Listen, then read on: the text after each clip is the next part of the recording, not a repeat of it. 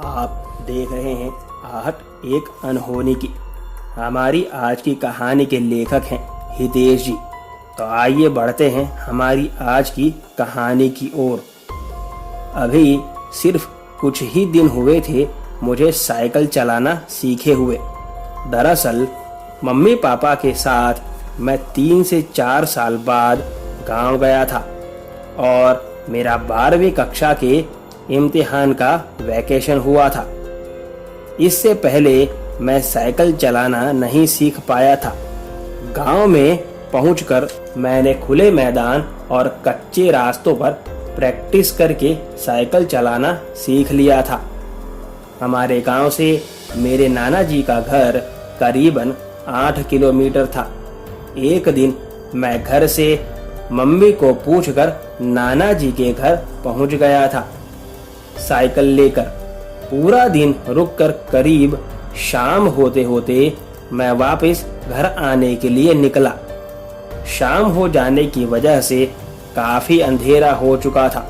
गांव में शहरों के अपेक्षा जल्दी अंधेरा हो जाता है क्योंकि वहां जगह जगह बिजली नहीं होती। मैं अंधेरे रास्ते से साइकिल लेकर के घर आ रहा था। तब मैंने रोड के बगल में एक लड़की को बैठे देखा। वो लड़की कुछ बड़बड़ भी कर रही थी। मैंने साइकिल रोककर उससे पूछा कि अरे लड़की, यहाँ अकेले क्या कर रही है इतने अंधेरे में? तेरे मम्मी पापा कहाँ हैं? उसने कहा कि बस आगे ही हैं। क्या आप छोड़ दोगे? हाँ ठीक है, चल बैठ, मैंने कहा। वो पीछे बैठ गई। मैं साइकिल चलाने लगा। कुछ देर बाद मैंने उससे बात करनी चाही, लेकिन वो कोई जवाब नहीं दे रही थी।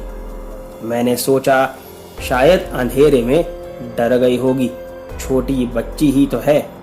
तभी मुझे ऐसा लगा जैसे किसी ने साइकिल पकड़कर खींच ली हो और साइकिल एकदम से रुक गई। मैं तुरंत साइकिल से उतरा तो देखा कि पीछे तो वो लड़की थी ही नहीं और अंधेरा इतना था कि मैं कुछ देख भी नहीं पा रहा था। मैंने मेरे पास रखी टॉर्च जैसे ही जलाई, मेरे पैरों तले से जमीन ही खिसक गई। दरअसल उस लड़की ने साइकिल का करियर पकड़ कर रखा था और वो साइकिल से काफी दूर एक आदमी और औरत के साथ खड़ी थी। उसके इतने लंबे हाथ और उन लोगों का डरावना चेहरा देखकर मैं डर की वजह से बेहोश हो गया।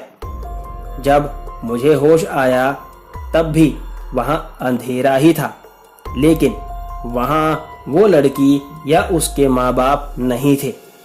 मैंने तुरंत मेरी साइकिल पकड़ी और तेज चलाता हुआ घर पहुंच गया। सारा हादसा जानने के बाद दादाजी ने कहा कि वहां कई सालों पहले एक परिवार का डाकुओं ने खून कर दिया था। तब से कई बार वो लोग ऐसे ही किसी न किसी को मिल जाते हैं, लेकिन कभी किसी को परेशान नहीं किया। ये थी हितेश जी की कहानी। अगर आपके पास भी ऐसी कोई कहानी है तो मेरे साथ मेरे ईमेल पर ज़रूर शेयर करें, जिसका लिंक डिस्क्रिप्शन बॉक्स में मिल जाएगा।